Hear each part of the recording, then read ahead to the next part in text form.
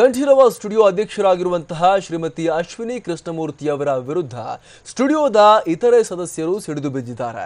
ಕಂಠೀರವ ಸ್ಟುಡಿಯೋದ 9 ಸದಸ್ಯರು ಹಾಗೂ ವ್ಯವಸ್ಥಾಪಕ ನಿರ್ದೇಶಕರಾದಂತಹ ಶಂಕರಪ್ಪ, ವಾರ್ತಾ ಮತ್ತು ಸಾರ್ವಜನಿಕ ಸಂಪರ್ಕ ಇಲಾಖೆಗೆ ಅಶ್ವಿನಿ ಕೃಷ್ಣಮೂರ್ತಿ ವಿರುದ್ಧ ದೂರನ್ನು ದಾಖಲು ಮಾಡಿದ್ದಾರೆ.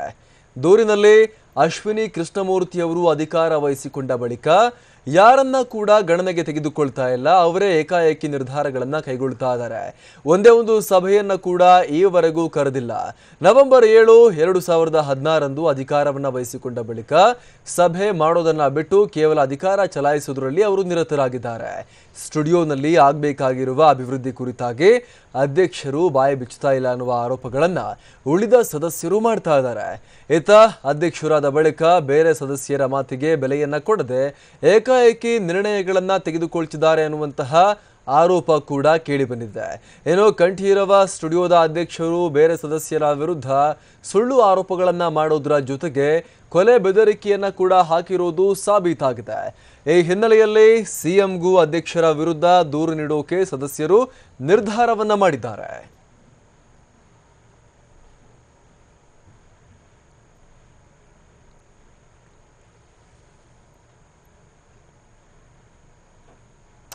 ಇನ್ನು ಕಂಠೀರವ ಸ್ಟುಡಿಯೋದ ಅಧ್ಯಕ್ಷೆ ಅಶ್ವಿನಿ ಕೃಷ್ಣಮೂರ್ತಿ ಅವರ ಹಾಗೂ ಸದಸ್ಯರ ಪರವಾಗಿ ಮಾತನಾಡಿದಂತಹ ವ್ಯವಸ್ಥಾಪಕ ನಿರ್ದೇಶಕರಾದಂತಹ ಶಂಕರಪ್ಪ ಅವರ ಸಂಭಾಷಣೆಯಲ್ಲಿ ಏನಿದೆ ಅಂತ ನೋಡ್ಕೊಂಬರೋಣ ಬನ್ನಿ. ಇವರು ರೋಡ್ ಹೇಳಿದ್ಮೇಲೆ ನಾವು ರೋಡ್ ಸರ್, ನನ್ಗೂ ಗೊತ್ತಿದೆ. ನನ್ಗೆ ಎಷ್ಟು ಜನ ಸಪೋರ್ಟ್ ಇದ್ದಾರೆ ಗೊತ್ತಾ? ಅರ್ಥ ಆಯ್ತಾ? ಅಲ್ಲಿ ಸಪೋರ್ಟ್ ಪ್ರಶ್ನೆ ಬರಲ್ಲ ಮೇಡಮ್, ಕಾನೂನು ಬರುತ್ತೆ. ಗೊತ್ತಿಲ್ಲ ಇದೊಂದು ವಿಷಯ. ಮೊನ್ನೆ ಶೂಟ್ ಮಾಡಿದ್ರಲ್ಲ, ಮೊನ್ನೆ ದೊಡ್ಡ ಗಲಾಟೆ ಆಗಿದೆಯಲ್ಲ, ಅವ್ರೆಲ್ಲರೂ ನನ್ನ ಶಕ್ತಿಯಾಗಿದ್ದಾರೆ ಗೊತ್ತಾ ನಿಮ್ಗೆ? ಎಲ್ಲಿ ಅವೆಲ್ಲ ಇದ್ ಮಾಡ್ಕೊಂಡು ಹೋಗ್ಬೇಡಿ, ಇಲ್ಲಿ ಇದ್ ಮಾಡ್ಕೊಂಡು ಹೋಗಿ ಮೇಡಮ್. ಈಗ ಅವ್ರನ್ನ ಈಗ ಒಂದ್ ಟಾಪಿಕ್ ಕರೆದು ಅದಕ್ಕೆ ಸುಮ್ಮನೆ ಕಾಂಪ್ರಮೈಸ್ ಮಾಡ್ಕೊಂಡು ಅವರು ಇದು ಬೇಡ ಬೇಡ ಎಲ್ಲಾ ಪಾರ್ಟಿಯವರು, ಕಾಂಗ್ರೆಸ್ ಪಾರ್ಟಿಯವರು, ನೀವು ಯೋಚನೆ ಮಾಡಿ. ಇಲ್ಲ ಸರ್, ಸಾರಿ, ನೀವು ಯೋಚನೆ ಮಾಡಿ, ಇನ್ನೊಂದ್ಸಲ ಯೋಚನೆ ಮಾಡಿ. ಯಾಕೆಂದ್ರೆ ಪಾರ್ಟಿ ಪ್ರಶ್ನೆ ಇದು. ಇಲ್ಲ ಸರ್, ಯಾವರು ಉಲ್ಟಾ ಸೀದಾ ಮಾಡ್ತಾರೋ ಉಲ್ಟಾ ಸೀದಾ ಮಾಡೋವರೆಗೂ ಸುಮ್ಮನೆ ಇದ್ದೆ. ಈಗ ನನ್ನ ಪೇಪರ್ ವರ್ಗೂ ಕರ್ಕೊಂಡ್ ಬಂದ್ಮೇಲೆ ಇವ್ರಿಗೆ ನಾನು ಏನಾದ್ರೂ ಒಂದ್ ದಾರಿ ಕಾಣಿಸ್ತೀನಿ. ಈ ಬಗ್ಗೆ ಮತ್ತಷ್ಟು ಮಾಹಿತಿಯೊಂದಿಗೆ ನಮ್ಮ ಪ್ರತಿನಿಧಿ ಮಧುಸೂದನ್ ಕಂಠೀರವ ಸ್ಟುಡಿಯೋದಿಂದ ಲೈವ್ ಜಾಯ್ನ್ ಆಗ್ತಿದ್ದಾರೆ. ಮಧುಸೂದನ್, ಏನಾದರೂ ಒಂದು ಗತಿ ಕಾಣಿಸ್ತೀರಿ ಅಂತ ಅಶ್ವಿನಿ ಕೃಷ್ಣಮೂರ್ತಿ ಅವರು ಹೇಳ್ತಾ ಇರುವಂಥದ್ದು ಕೂಡ ರೆಕಾರ್ಡ್ ಆಗಿದೆ. ಈ ಕಂಠೀರವ ಸ್ಟುಡಿಯೋದ ಅಧ್ಯಕ್ಷ ಮತ್ತು ಸದಸ್ಯರ ಮಧ್ಯದ ಈ ಭಿನ್ನಮತಕ್ಕೆ ಏನು ಕಾರಣ? ಇಷ್ಟೆಲ್ಲ ಗೊಂದಲ ಯಾಕೆ ಕ್ರಿಯೇಟ್ ಆಗಿದೆ ಮಧುಸೂದನ್? ಅಮರ್ ಪ್ರಸಾದ್, ಈಗಷ್ಟೇ 6 ತಿಂಗಳ ಹಿಂದೆ ಅಧ್ಯಕ್ಷೆಯಾಗಿ ಅಧಿಕಾರನ ವಹಿಸಿಕೊಂಡಂಥ ಶ್ರೀಮತಿ ಅಶ್ವಿನಿ ಕೃಷ್ಣಮೂರ್ತಿ ಅವರು ಈ ತನಕ ಯಾವುದೇ ಒಂದು ಸಭೆಯನ್ನು ಕರೆದಿಲ್ಲ. ಜೊತೆಗೆ ಇರೋವಂಥ ಸರ್ಕಾರ ನೇಮಕ ಮಾಡಿರುವಂಥ ನಾಮನಿರ್ದೇಶಿತ 11 ಜನ ಸದಸ್ಯರನ್ನು ಕೂಡ ಗಣನೆಗೆ ತೆಗೆದುಕೊಳ್ಳದೆ, ಈ ಹಿಂದೆ ಫೌಂಡರ್ ಮೆಂಬರ್ ಅಥವಾ ಡೈರೆಕ್ಟರ್ ಅಂತ ಏನು ಇದ್ರು ಅವರ ಮಾತುಗೂ ಕೂಡ ಮನ್ನಣೆಯನ್ನು ಕೊಡದೆ ಏಕಾಏಕಿ ಏಕಪಕ್ಷೀಯ ನಿರ್ಧಾರವನ್ನು ತೆಗೆದುಕೊಳ್ತಾ ಇದ್ದಾರೆ ಅನ್ನೋದೇ ಈ ಎಲ್ಲ ಅಸಮಾಧಾನಕ್ಕೂ ಮುಖ್ಯವಾದಂಥ ಕಾರಣ ಅಂತ ಹೇಳಬಹುದು. ಸಿದ್ದರಾಮಯ್ಯನವರ ಸರ್ಕಾರ ನಿಗಮ ಮಂಡಳಿಗಳಿಗೆ ಅಧ್ಯಕ್ಷರನ್ನ ನೇಮಕ ಮಾಡೋ ಅಂಥ ಒಂದು ಪ್ರಕ್ರಿಯೆಯಲ್ಲಿ ಶ್ರೀಮತಿ ಅಶ್ವಿನಿ ಕೃಷ್ಣಮೂರ್ತಿ ಅವರನ್ನ ಶ್ರೀ ಕಂಠೀರವ ಸ್ಟುಡಿಯೋ ನಿಯಮಿತಾಗೆ ಅಧ್ಯಕ್ಷೆಯಾಗಿ ನೇಮಕವನ್ನು ಮಾಡುತ್ತೆ. 2016ನೇ ಇಸ್ವಿಯ 11ನೇ ತಿಂಗಳಲ್ಲಿ 7ನೇ ತಾರೀಕು 11ನೇ ತಿಂಗಳು 2016ನೇ ಇಸ್ವಿನಲ್ಲಿ ಏನು ಅವರು ಅಧ್ಯಕ್ಷೆಯಾಗಿ ಒಂದು ಕಾರ್ಯವನ್ನು ತೆಗೆದುಕೊಂಡ್ರು, ಅಧ್ಯಕ್ಷ ಸ್ಥಾನದ ಹುದ್ದೆಯನ್ನು ಏನು ಅಲಂಕಾರ ಮಾಡಿದ್ರು, ಆ ಒಂದು ದಿನದಿಂದ ಇವತ್ತಿನ ತನಕ ಯಾವುದೇ ಒಂದು ಸಭೆಯನ್ನು ಕೂಡ ಕರೆದಿಲ್ಲ. ಜೊತೆಗೆ ಬೈಲಾಗಳ ಪ್ರಕಾರ ಕಂಠೀರವ ಸ್ಟುಡಿಯೋದಲ್ಲಿ ಯಾವುದಾದ್ರೂ ಒಂದು ಸಭೆ ಕರೆದಿದ್ದೆ ಆದರೆ ಕಂಠೀರವ ಸ್ಟುಡಿಯೋದ ಆವರಣದಲ್ಲೇ ಕರಿಬೇಕಾಗತ್ತೆ. ಅದನ್ನು ಬೇರೆ ಯಾವುದೇ ಒಂದು ಜಾಗಕ್ಕೆ ಶಿಫ್ಟ್ ಮಾಡೋ ಹಾಗೆ ಇಲ್ಲ, ಸ್ಥಳಾಂತರ ಮಾಡೋ ಹಾಗೆ ಇಲ್ಲ. ಆದರೆ ಅಧ್ಯಕ್ಷರ ಮಾತಿನ ಪ್ರಕಾರ ನಾನು ಎಲ್ಲಿ ಸಭೆಯನ್ನು ನಿಗದಿ ಮಾಡ್ತೀನೋ ಆ ಒಂದು ಜಾಗಕ್ಕೆ ಈ ಒಂದು 11 ಜನ ಸರ್ಕಾರಿ ನೇಮಕ ನಿರ್ದೇಶಕರುಗಳು ಜೊತೆಗೆ ಸರ್ಕಾರ ನಿರ್ದೇಶನ ಮಾಡದಿರುವಂಥ 2 ಫೌಂಡರ್ ಮೆಂಬರ್ಸ್ ಏನು ಇದ್ದಾರೆ ಅವರು ಅಲ್ಲಿಗೆ ಬರಬೇಕು ಅನ್ನೋ ಒಂದು ಕಟ್ಟುನಿಟ್ಟಿನ ವಿಚಾರವನ್ನು ಕೂಡ ಹೇಳಿದ್ದಾರೆ. ಜೊತೆಗೆ ಎಲ್ಲ ಒಂದು ಕಂಠೀರವ ಸ್ಟುಡಿಯೋದ ವ್ಯವಸ್ಥೆಯಲ್ಲೂ ಕೂಡ ತಾನೇ ಖುದ್ದು ಏಕಪಕ್ಷೀಯ ನಿರ್ಧಾರಗಳನ್ನು ತೆಗೆದುಕೊಳ್ಳೋದ್ರ ಮುಖಾಂತರ ಹಸ್ತಕ್ಷೇಪವನ್ನು ಮಾಡೋದ್ರ ಮೂಲಕ ಎಲ್ಲ ನಿರ್ದೇಶಕರ ಒಂದು ಅಸಮಾಧಾನಕ್ಕೆ ಕಾರಣ ಆಗಿದ್ದಾರೆ. ಜೊತೆಗೆ ಯಾವುದೇ ಒಬ್ಬ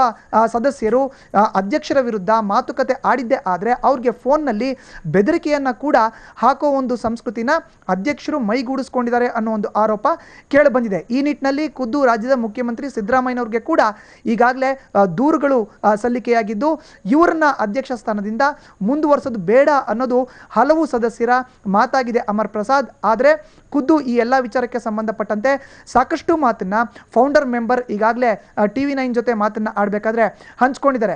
ಯಾವುದೇ ಒಬ್ಬ ಅಧ್ಯಕ್ಷರಾಗಿರಬಹುದು ಈ ತನಕ ಈ ರೀತಿಯ ಸಂಸ್ಕೃತಿಯನ್ನ ಬೆಳೆಸ್ಕೊಂಡು ಬಂದಿಲ್ಲ. ಆದರೆ 5-6 ತಿಂಗಳ ಹಿಂದೆ ಅಧ್ಯಕ್ಷರಾಗಿ ಅಧ್ಯಕ್ಷರ ಗಾದಿಯನ್ನು ಅಲಂಕರಿಸಿದಂಥ ಶ್ರೀಮತಿ ಅಶ್ವಿನಿ ಕೃಷ್ಣಮೂರ್ತಿ ಅವರು ಬಂದ ನಂತರನೇ ಸಾಕಷ್ಟು ಸಮಸ್ಯೆಗಳು ಈ ಒಂದು ಕಂಠೀರವ ಸ್ಟುಡಿಯೋ ವಿಚಾರಕ್ಕೆ ಸಂಬಂಧಪಟ್ಟಂತೆ ಆಗ್ತಾ ಇದೆ. ಆದಷ್ಟು ಬೇಗ ಇವೆಲ್ಲ ನಿವಾರಣೆ ಆಗಬೇಕು, ಇಲ್ಲ ಅಂತ ಹೇಳಿದ್ರೆ ಮುಂಬರುವಂಥ ದಿನದಲ್ಲಿ ಕಷ್ಟ ಕೂಡ ಆಗುತ್ತೆ ಅನ್ನೋದು ಅವರ ಮಾತು ಅಮರ್ ಪ್ರಸಾದ್. ಜೊತೆಗೆ ಇಲ್ಲಿ ಆಡಿಯೋ ಕ್ಲಿಪ್ಪಲ್ಲಿ ಅವ್ರಿಗೆಲ್ಲ ಒಂದು ಗತಿ ಕಾಣಿಸ್ತೀನಿ ಅನ್ನೋ ಒಂದು ಲೈನ್ ಕೂಡ ಬರುತ್ತೆ. ಹಾಗೆ ಶೂಟ್ ಮಾಡಿದ್ರಲ್ಲ ಅವರೆಲ್ಲ ನನ್ನ ಶಕ್ತಿ ಅಂತ ಕೂಡ ಹೇಳ್ತಾರೆ. ಯಾವುದ್ರ ಬಗ್ಗೆ ಎಕ್ಸಾಕ್ಟ್ಲಿ ಮಾತಾಡ್ತಿದ್ದಾರೆ, ಯಾವ ಶೂಟ್? ಅಮರ್ ಪ್ರಸಾದ್, ನಾನು ಈಗಾಗಲೇ ಹೇಳ್ದಂಗೆ ಬೆದರಿಕೆ ಕರೆಗಳು ಕೂಡ ಯಾವುದೇ ಒಬ್ಬ ಸದಸ್ಯ ಅಧ್ಯಕ್ಷರ ವಿರುದ್ಧವಾಗಿ ಮಾತನ್ನು ಆಡಿದ್ರೆ, ಧ್ವನಿಯನ್ನು ಎತ್ತಿದ್ರೆ ಅವ್ರಿಗೆ ಒಂದು ಬೆದರಿಕೆಯ ಕರೆ ಕೂಡ ಹೋಗುತ್ತೆ. ಅದು ಖುದ್ದು ಅಶ್ವಿನಿ ಕೃಷ್ಣಮೂರ್ತಿ ಅವರೇ ಕರೆ ಮಾಡಿರೋ ಅಂಥದ್ದು. ವ್ಯವಸ್ಥಾಪಕ ನಿರ್ದೇಶಕರಾದಂಥ ಶಂಕರಪ್ಪ ಅವ್ರಿಗೆ ಕರೆಯನ್ನು ಮಾಡ್ತಾರೆ. ಶಂಕರಪ್ಪ ಅವರು ಎಲ್ಲವನ್ನ ಕೂತು ಮಾತುಕತೆಯ ಮುಖಾಂತರ ಬಗೆಹರಿಸ್ಕೊಳ್ಳೋಣ ಅಂತ ಹೇಳಿದ್ರೆ, ಇಲ್ಲ ಯಾವುದೇ ಕಾರಣಕ್ಕೂ ನಾನು ಒಪ್ಪಲ್ಲ, ನನ್ನ ವಿರುದ್ಧ ಯಾರ್ಯಾರು ಮಾತಾಡ್ತಾರೋ ಅವ್ರಿಗೆಲ್ಲ ನಾನು ಗತಿ ಕಾಣಿಸ್ತೀನಿ ಅನ್ನೋ ಒಂದು ಹಠದ ಮಾತನ್ನು ಒಂದು ಅಶ್ವಿನಿ ಕೃಷ್ಣಮೂರ್ತಿ ಅವರು ಹೇಳ್ತಾರೋ ಅಂತ ಆಡಿಯೋ ಕ್ಲಿಪ್ ನಮಗೆ ಸಿಕ್ಕಿರೋ ಅಂಥದ್ದು.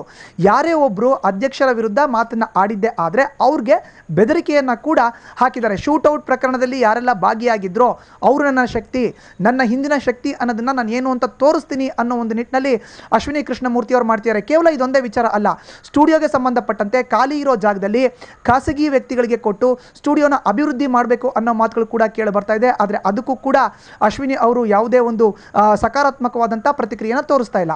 ಜೊತೆಗೆ ಯಾವುದೇ ಒಂದು ಸ್ಟುಡಿಯೋದ ಆದಾಯ ಬರೋ ಒಂದು ವಿಚಾರಕ್ಕೆ ಸಂಬಂಧಪಟ್ಟಂತೆ ಹೆಚ್ಚಿನ ಹಣವನ್ನು ಖರ್ಚು ಮಾಡ್ತಾರೆ. ಕ್ಯಾಬಿನೆಟ್ ರ್ಯಾಂಕಿಂಗ್ನ ಒಂದು ಅಧ್ಯಕ್ಷ ಸ್ಥಾನ ಅದು ಅಮರ್ ಪ್ರಸಾದ್ ಬಹುಮುಖ್ಯವಾಗಿ ಗಮನಿಸಬೇಕು. ಕಾರು, ಪ್ರಯಾಣ ಭತ್ಯೆ, ಟೆಲಿಫೋನ್ ಬಿಲ್ ಸೇರಿದಂತೆ ಸಾಕಷ್ಟು ಅನುಕೂಲಗಳನ್ನು ಸರ್ಕಾರದಿಂದ ಅಧ್ಯಕ್ಷ ಸ್ಥಾನಕ್ಕೆ ಪ್ರತಿಯೊಂದು ನಿಗಮಕ್ಕೆ ಕೂಡ ಕೊಡಲಾಗುತ್ತೆ. ಅದೇ ನಿಟ್ಟಿನಲ್ಲಿ ಶ್ರೀ ಕಂಠೀರವ ಸ್ಟುಡಿಯೋ ನಿಯಮಿತದ ಅಧ್ಯಕ್ಷೆ ಆಗಿರೋ ಅಂತ ಶ್ರೀಮತಿ ಅಶ್ವಿನಿ ಕೃಷ್ಣಮೂರ್ತಿ ಅವರಿಗೆ ಕೂಡ ಕೊಟ್ಟಿದೆ. ಆದರೆ 5-6 ತಿಂಗಳಾಗಿ ಅಧಿಕಾರನ ವಹಿಸಿಕೊಂಡ್ರೂ ಕೂಡ ಬೇರೆ ಸದಸ್ಯರನ್ನ ಗಣನೆಗೆ ತೆಗೆದುಕೊಳ್ತಾ ಇಲ್ಲ, ಏಕಪಕ್ಷೀಯ ನಿರ್ಧಾರವನ್ನು ತೆಗೆದುಕೊಳ್ತಾರೆ. ಯಾವುದೇ ಒಬ್ಬ ಸದಸ್ಯ ಅವರ ವಿರುದ್ಧ ಮಾತನ್ನ ಆಡಿದ್ದೆ ಆದರೆ ಅವ್ರಿಗೆ ಬೆದರಿಕೆಗಳನ್ನು ಹಾಕ್ತಾರೆ. ನನಗೆ ಅಂತ ವ್ಯಕ್ತಿಗಳ ಪರಿಚಯ ಇದೆ, ಶೂಟೌಟ್ ಮಾಡಿದವರು ನನ್ನ ಶಕ್ತಿ, ನಾನು ಅವ್ರನ್ನ ಅಮರ್ ಶೂಟೌಟ್ ಮಾಡಿದವರು ಅಂತ ಹೇಳಿದ್ರೆ ಯಾರ ಬಗ್ಗೆ ಉಲ್ಲೇಖ ಮಾಡಿದ್ದಾರೆ ಅನ್ನೋ ಒಂದು ವಿಚಾರಕ್ಕೆ ಸಂಬಂಧಪಟ್ಟಂತೆ ಅಮರ್ ಪ್ರಸಾದ್ ಅವ್ರು ಯಾರು ಅಂತ ಹೇಳಲ್ಲ. ಆದರೆ ಶೂಟೌಟ್ ಪ್ರಕರಣದಲ್ಲಿ ಭಾಗಿಯಾದಂಥವರು ನನ್ನ ಶಕ್ತಿ ಅನ್ನೋ ಒಂದು ಹೇಳಿಕೆನ ಖುದ್ದು ದೂರವಾಣಿ ಮೂಲಕ ಮಾತನ್ನ ಆಡುವಂಥ ಸಂದರ್ಭದಲ್ಲಿ ಅಶ್ವಿನಿ ಕೃಷ್ಣಮೂರ್ತಿ ಅವರು ಉಪಯೋಗಿಸಿರೋ ಅಂಥದ್ದು. ಈಗಷ್ಟೇ ಬರ್ತಾ ಇರುವಂಥ ಮಾಹಿತಿಯ ಪ್ರಕಾರ ಖುದ್ದು ಅಶ್ವಿನಿ ಕೃಷ್ಣಮೂರ್ತಿ ಅವರು ಏಕಪಕ್ಷೀಯ ನಿರ್ಧಾರಗಳನ್ನು ತೆಗೆದುಕೊಳ್ತಾರೋ ಅಂತ ನಿಟ್ಟಿನಲ್ಲಿ ಬೇರೆ ಎಲ್ಲ ಸದಸ್ಯರು ಜೊತೆಗೆ ನಿರ್ದೇಶಕರುಗಳು ಒಂದಾಗಿ ಇವರ ವಿರುದ್ಧ ಖುದ್ದು CMಗೆ ಆಗಿರಬಹುದು, ಸರ್ಕಾರಕ್ಕೆ ಆಗಿರಬಹುದು ಒಂದು ಪತ್ರವನ್ನು ಕೂಡ ಬರೆದಿದ್ದಾರೆ, ದೂರನ್ನ ಕೂಡ ದಾಖಲು ಮಾಡಿದ್ದಾರೆ. ಇವರ ವಿರುದ್ಧ ಒಂದು ಕ್ರಮವನ್ನು ತೆಗೆದುಕೊಳ್ಳಬೇಕಾಗುತ್ತೆ. ಸರ್ಕಾರದ ಮುಖ್ಯಮಂತ್ರಿ ಆಗಿರುವಂಥ ಸಿದ್ದರಾಮಯ್ಯನವರು ಇದರ ಬಗ್ಗೆ ಖಂಡಿತ ನಿಗಾ ವಹಿಸಬೇಕು ಅನ್ನೋ ಒಂದು ದೂರು ಕೂಡ ದಾಖಲಾಗಿದೆ. ಆದರೆ ಬೆದರಿಕೆಯ ಕರೆಗಳನ್ನು ಹಾಕುವಂಥ ಟೈಮಲ್ಲಿ ಯಾವ ಶೂಟೌಟ್ ಪ್ರಕರಣಕ್ಕೆ ಸಂಬಂಧಪಟ್ಟಂಥ ವ್ಯಕ್ತಿಗಳು ತನ್ನ ಶಕ್ತಿ ಅಂತ ಅಶ್ವಿನಿ ಕೃಷ್ಣಮೂರ್ತಿ ಅವರು ಹೇಳಿದ್ದಾರೆ ಅನ್ನೋದನ್ನ ಖುದ್ದು ಅಶ್ವಿನಿ ಕೃಷ್ಣಮೂರ್ತಿ ಅವರೇ ಸ್ಪಷ್ಟಪಡಿಸಬೇಕಾಗುತ್ತೆ ಅಮರ್ ಪ್ರಸಾದ್. ಆದರೆ ಯಾವುದೇ ಒಬ್ಬ ಸದಸ್ಯ ಆಗಿರಬಹುದು, ನಿರ್ದೇಶಕ ಆಗಿರಬಹುದು, ಅವರ ವಿರುದ್ಧ ಮಾತನ್ನ ಆಡಿದ್ರೆ, ಧ್ವನಿಯನ್ನು ಎತ್ತಿದ್ರೆ ಅವ್ರಿಗೆ ಈ ರೀತಿಯಾದಂಥ ಬೆದರಿಕೆ ಕರೆಗಳು ಬರ್ತಾ ಇರೋದು ಇಲ್ಲಿ ಗಮನಿಸಬೇಕಾಗುತ್ತೆ ಅಮರ್ ಪ್ರಸಾದ್. ಶೂಟೌಟ್ ಮಾಡಿದವರೆಲ್ಲ ನನಗೆ ಪರಿಚಯ ಇದ್ದಾರೆ, ಗತಿ ಕಾಣಿಸ್ತೀನಿ ಅಂತ ಹೇಳಿದ್ರೆ ನೇರವಾಗಿ ಜೀವ ಬೆದರಿಕೆ ಹಾಕ್ದಂಗೆ ಆಗೋದಿಲ್ವಾ ಮಧುಸೂದನ್? ಖಂಡಿತ ಅಮರ್ ಪ್ರಸಾದ್, ಶೂಟೌಟ್ ಪ್ರಕರಣಕ್ಕೆ ಸಂಬಂಧಪಟ್ಟಂಥ ವ್ಯಕ್ತಿಗಳು ನನ್ನ ಶಕ್ತಿ ಅಂತ ಖುದ್ದು ಅಶ್ವಿನಿ ಕೃಷ್ಣಮೂರ್ತಿ ಅವರು ಹೇಳ್ತಾರೆ ಅಂತ ಹೇಳಿದ್ರೆ, ನಿಜಕ್ಕೂ ಯಾವ ನಿರ್ದೇಶಕರ ಜೊತೆ ಅವರು ಮಾತನ್ನು ಆಡಿದ್ರು ಅಥವಾ ಯಾವ ಸದಸ್ಯರ ಜೊತೆ ಅವರು ದೂರವಾಣಿಯಲ್ಲಿ ಸಂಪರ್ಕವನ್ನು ಮಾಡಿದ್ರು ಅವ್ರಿಗೆ ಇಂಡೈರೆಕ್ಟಾಗಿ ಅಥವಾ ಡೈರೆಕ್ಟಾಗಿ ಕೊಲೆ ಬೆದರಿಕೆ ಹಾಕಿದ್ದಾರೆ ಅಂತಲೇ ಅರ್ಥ. ಈ ನಿಟ್ಟಿನಲ್ಲೂ ಕೂಡ ದೂರನ್ನು ಈಗಾಗಲೇ ಸಲ್ಲಿಕೆ ಮಾಡಲಾಗಿದೆ. ಕಳೆದ ತಿಂಗಳು ಕೂಡ ಸರ್ಕಾರದ ಅಪರ ಮುಖ್ಯ ಕಾರ್ಯದರ್ಶಿ, ವಾರ್ತಾ ಮತ್ತು ಪ್ರಚಾರ ಇಲಾಖೆಯ ಕಾರ್ಯದರ್ಶಿ ಆಗಿರೋ ಅಂಥ ಎಂ ಲಕ್ಷ್ಮೀನಾರಾಯಣ ಅವ್ರಿಗೆ ಖುದ್ದು ಶ್ರೀ ಕಂಠೀರವ ಸ್ಟುಡಿಯೋ ನಿಯಮಿತದ ವ್ಯವಸ್ಥಾಪಕ ನಿರ್ದೇಶಕರಾಗಿರುವಂಥ ಶಂಕರಪ್ಪನವರು ಲಿಖಿತ ಆಧಾರದ ಮೇಲೆ ಒಂದು ದೂರನ್ನು ದೂರನ್ನು ಕೂಡ ದಾಖಲು ಮಾಡಿದ್ದಾರೆ. ಅದರಲ್ಲಿ ಎಲ್ಲ ವಿಚಾರಗಳ ಬಗ್ಗೆ ಕೂಡ ಸಂಕ್ಷಿಪ್ತವಾಗಿ 6 ಪುಟಗಳ ದೂರದು, ಅದರಲ್ಲಿ ವಿವರಣೆಯನ್ನು ನೀಡಿದ್ದಾರೆ.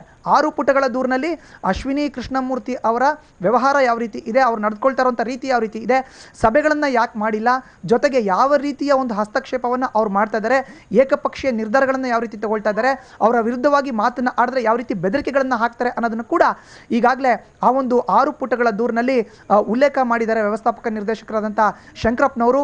ಆದಷ್ಟು ಬೇಗ ಇವರ ವಿರುದ್ಧ ಕ್ರಮಕ್ಕೆ ಮುಂದಾಗಬೇಕು ಅನ್ನೋದು ಬಾಕಿ ಇರೋ ಎಲ್ಲ ನಿರ್ದೇಶಕರ ಮಾತು ಅಮರ್ ಪ್ರಸಾದ್. ಜೊತೆಗೆ ಫೌಂಡರ್ ಮೆಂಬರ್ ಕೂಡ 60ನೇ ದಶಕದಲ್ಲಿ ಏನು ಶ್ರೀ ಕಂಠೀರವ ಸ್ಟುಡಿಯೋ ಸ್ಥಾಪನೆಯಾಯಿತು, ಅದಾದ ನಂತರ ಈ ತನಕ ಬಂದಿರುವಂಥ ಯಾವುದೇ ಅಧ್ಯಕ್ಷರು ಈ ಪರಿಯ ಒಂದು ಏಕಪಕ್ಷೀಯ ನಿರ್ಧಾರಗಳನ್ನು ತೆಗೆದುಕೊಳ್ತಾ ಇಲ್ಲ, ಆದರೆ ಇವರು ತಗೊಳ್ತಾ ಇದ್ದಾರೆ. ಆದಷ್ಟು ಬೇಗ ಇವ್ರನ್ನ ಬದಲಾವಣೆ ಮಾಡಿ ಅನ್ನೋ ಒಂದು ಪಟ್ಟು ಕೂಡ ಕೇಳಿ ಬರ್ತಾ ಇದೆ. ಇದೇ ನಿಟ್ಟಿನಲ್ಲಿ ಈಗಾಗಲೇ CM ಸಿದ್ದರಾಮಯ್ಯನವ್ರನ್ನ ಕೂಡ ಭೇಟಿ ಮಾಡಿ ಒಂದು ಸುತ್ತಿನ ಮಾತುಕತೆಯನ್ನು ಕೆಲ ನಿರ್ದೇಶಕರು ನಡೆಸಿದ್ದಾರೆ ಅನ್ನೋ ಒಂದು ಮಾಹಿತಿ ಕೂಡ ಈಗ ತಿಳಿದು ಬಂದಿದೆ. ಅಶ್ವಿನಿ ಕೃಷ್ಣಮೂರ್ತಿ ಅವರು ಈ ರೀತಿ ಬೆದರಿಕೆ ಹಾಕುವಂಥದ್ದು, ಏಕಪಕ್ಷೀಯ ನಿರ್ಧಾರಗಳನ್ನು ತೆಗೆದುಕೊಳ್ಳುವಂಥದ್ದು ನಿಜಕ್ಕೂ ಕಂಠೀರವ ಸ್ಟುಡಿಯೋ ಅಭಿವೃದ್ಧಿಯತ್ತ ಹೋಗುತ್ತಾ ಅಥವಾ ಹಾಳಾಗತ್ತಾ ಅನ್ನೋದು ಎಲ್ಲರ ಒಂದು ಯಕ್ಷ ಪ್ರಶ್ನೆಯಾಗಿದೆ. ಬೆದರಿಕೆಗಳನ್ನು ಹಾಕ್ತಾ ಇರೋದು ಸಾಮಾನ್ಯವಾಗಿದೆ. ಅಮರ್ ಪ್ರಸಾದ್. Thank you Madhusudan. ಒಟ್ಟಿನಲ್ಲಿ ಕಂಠೀರವ ಸ್ಟುಡಿಯೋದ ಅಧ್ಯಕ್ಷರು ಮತ್ತು ಸದಸ್ಯರ ಮಧ್ಯೆ ಈಗ ದೊಡ್ಡ ಮಟ್ಟಿಗಿನ ಜಂಗಿ ಕುಸ್ತಿ ಆರಂಭ ಆಗಿದೆ. ಇಲ್ಲಿ ಸದಸ್ಯರು ಮಾಡ್ತಿರುವಂಥ ಆರೋಪ ಏಕಪಕ್ಷೀಯ ನಿರ್ಧಾರಗಳನ್ನು ಕೈಗೊಳ್ತಾ ಇದ್ದಾರೆ, ಸಭೆಯನ್ನೇ ಕರೀತಾ ಇಲ್ಲ, ಈ ಬಗ್ಗೆ ಪ್ರಶ್ನೆ ಮಾಡಿದ್ರೆ ಬೆದರಿಕೆಯನ್ನು ಹಾಕ್ತಿದ್ದಾರೆ ಅನ್ನುವಂಥದ್ದು ಆರೋಪ. ಇದಕ್ಕೆ ಸಂಬಂಧಪಟ್ಟಂತೆ ವ್ಯವಸ್ಥಾಪಕ ನಿರ್ದೇಶಕರೊಂದಿಗೆ ಅಶ್ವಿನಿ ಕೃಷ್ಣಮೂರ್ತಿಯವರು ಮಾತನಾಡಿರುವಂತಹ ಆಡಿಯೋ ಕ್ಲಿಪ್ ಕೂಡ ಈಗ ರಿಲೀಸ್ ಆಗಿದೆ. ಆ ಆಡಿಯೋ ಕ್ಲಿಪ್ನಲ್ಲಿ ಶೂಟೌಟ್ ಪ್ರಕರಣದಲ್ಲಿ ಇದ್ರಲ್ಲ ಅವರು ನನ್ನ ಶಕ್ತಿಯಾಗಿದ್ದಾರೆ ಅಂತ ಹೇಳುವಂಥದ್ದು, ಹಾಗೆ ಒಂದು ಗತಿ ಕಾಣಿಸ್ತೀನಿ ಧ್ವನಿ ಎತ್ತುದವರ ವಿರುದ್ಧ ಅಂತ ಹೇಳುವಂಥದ್ದೆಲ್ಲ ಹೇಳುವ ಮೂಲಕ ಇಲ್ಲಿ ಸಾಕಷ್ಟು ಗಂಭೀರವಾದಂತಹ ಸವಾಲುಗಳಿಗೆ ಈ ಪ್ರಕರಣ ಕಾರಣವಾಗಿರುವಂಥದ್ದು. ಇಷ್ಟೆಲ್ಲ ಆರೋಪಗಳಿದ್ರೂ ಕೂಡ, ಈ ರೀತಿಯಾಗಿ ಆಡಿಯೋ ಟೇಪ್ ಕೂಡ ಇದ್ರೂ ಕೂಡ ಇವರ ವಿರುದ್ಧ ಯಾಕೆ ಯಾವ ಕ್ರಮ ಕೂಡ ಆಗ್ತಾ ಇಲ್ಲ, ಮುಖ್ಯಮಂತ್ರಿಗಳಿಗೆ ದೂರು ಕೊಟ್ಟಿದ್ರು ಕೂಡ ಯಾಕೆ ಏನೂ ಕೂಡ ಕ್ರಮವನ್ನು ಕೈಗೊಳ್ಳಲಾಗ್ತಾ ಇಲ್ಲ, ಇವರಿಗೆ ಪೊಲಿಟಿಕಲಿ ಬ್ಯಾಕ್ ಬೋನ್ ಆಗಿರೋರು ಯಾರು ಅನ್ನುವಂಥದ್ದು ಕೂಡ ಇಲ್ಲಿ ಪ್ರಶ್ನೆಯಾಗಿ ಮೂಡುತ್ತೆ.